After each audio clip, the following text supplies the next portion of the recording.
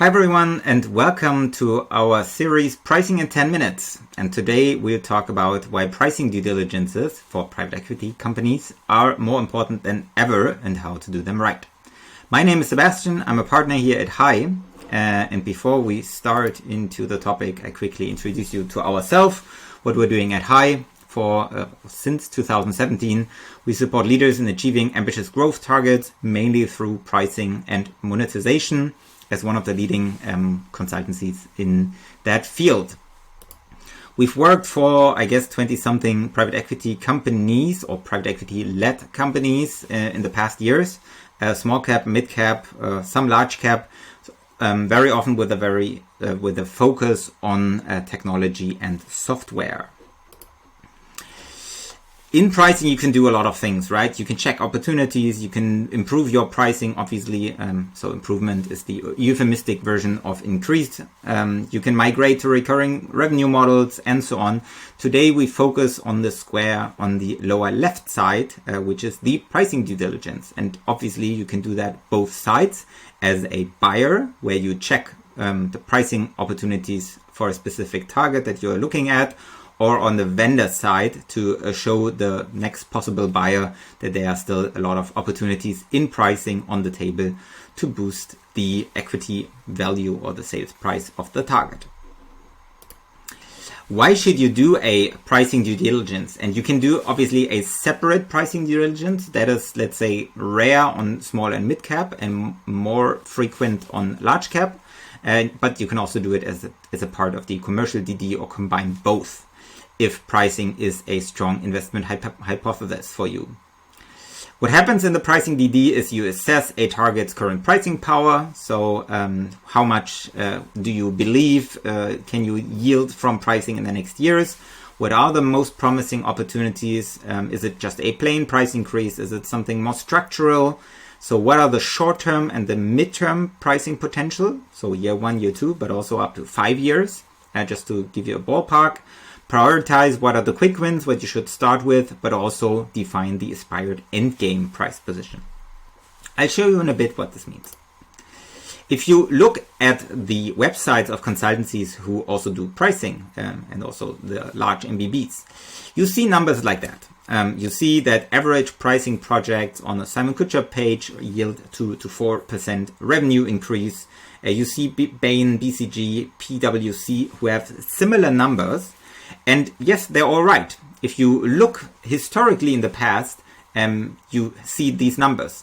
Because pricing in many industries, like, machinery, logistics, pharma, chemicals, in many industries, you see 1-digit percentage being possible in price increases. But if you look at what investors are looking into right now, software companies, IT services, professional services, usually it's much more. In our projects in the past years, we've seen numbers like this: 17, 22, 35, 51. We see that the pricing potential for especially technology, software firms, but also professional services firms are usually way higher than they have been in the past. And how do you tap that potential? Obviously, in pricing, you have several means. On the left-hand side, you see plain price increases. For software companies, we saw that immediately after closing, 10-20% are possible and not at all unrealistic. If you do it a bit more structured, developing segments and segment-specific pricing approaches, you can yield up to 35%. We've seen that. If you maybe at a later stage, at the second phase, change the price model, because you see plain price increases or differentiated price increases get harder, you may want to change a model. Again, that is the next big step in pricing. And if you have the chance of, for example, owning or buying a licensed software company, we have seen that up to 150% and even more are possible when migrating them to a subscription model, which we believe is a once-in-a-decade opportunity. So how do you do a pricing due diligence? We see 3 phases, how you get there. On the left-hand side, you see our fast track, where we need 2 weeks for, which is a pricing power purely analyzed based on company data. So we have 9 KPIs that I show on the next page that we ask for the data and then analyze, benchmark them against companies we know, and then see, do we believe in a strong pricing power for the future or not. Second step, and now we get into the extensive pricing DD, which takes 4 weeks, is that you add a market view on it. So usually we conduct a mystery shopping if possible. We speak with experts, we speak with customers, we do an online survey, and whatever fits best in that scope. And thirdly, when we do that, we do not only determine the pricing power, but also what are the most promising opportunities, and design a pricing roadmap, what to do first after closing, second and third, to get to the desired end game of your pricing. So again, left-hand side, phase 1, the fast track pricing DD. So the 9 KPIs that we're looking at are new customer growth, evolution of new customer tickets. So do we get new customers in at higher prices than in the past or not?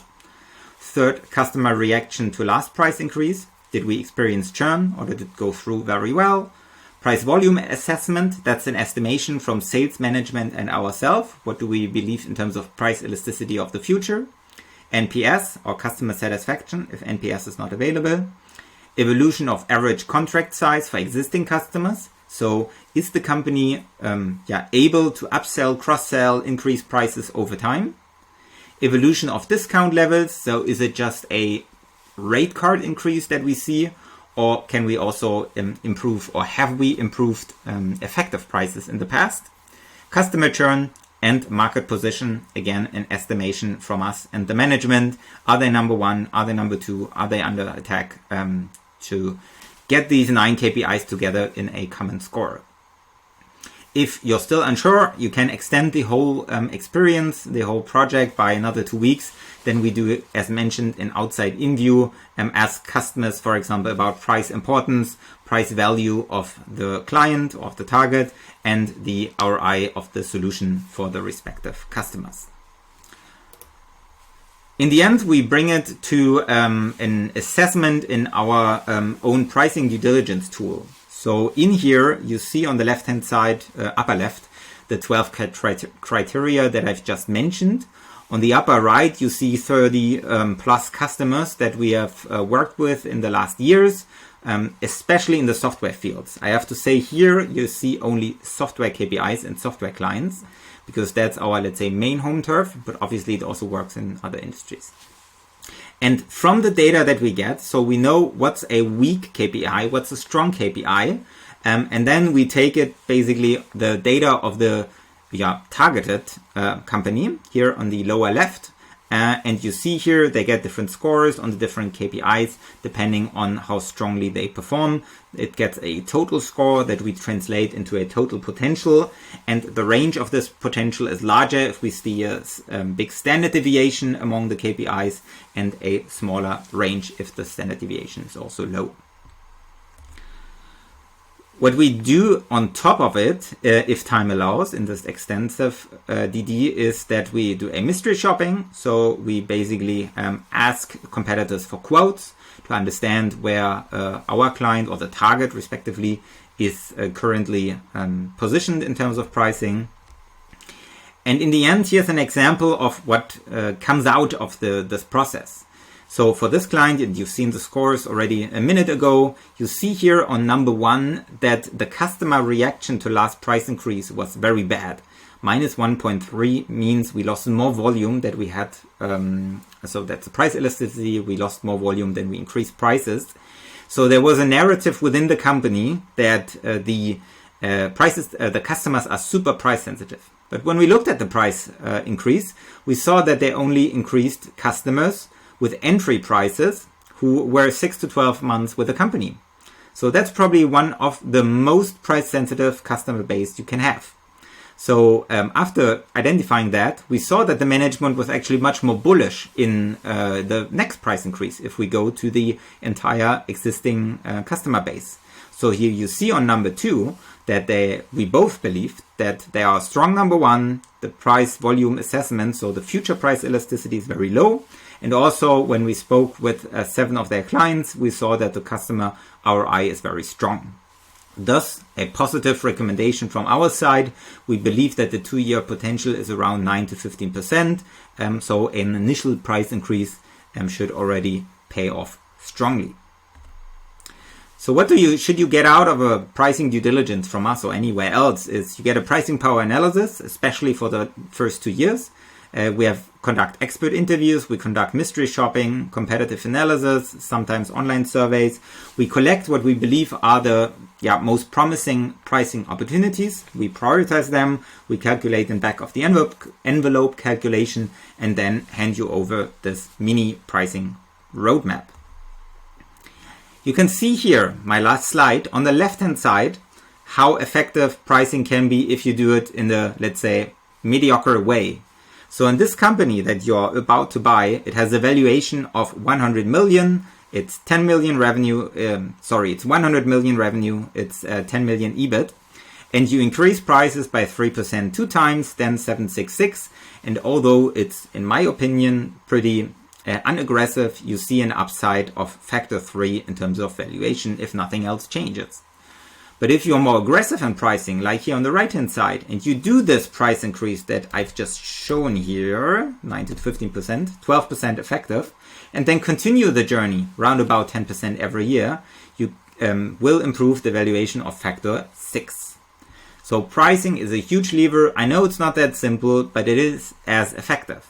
So if you want to learn more, feel free to get in touch, write me an email, follow me on LinkedIn, or listen to our podcast. They're in German, by the way, but maybe you are German. And then you'll get to know a lot more how we do pricing due diligences and pricing overall. Thanks for listening. A little bit more than 10 minutes, but nevertheless, enjoy the rest of the day, and I hope we speak soon.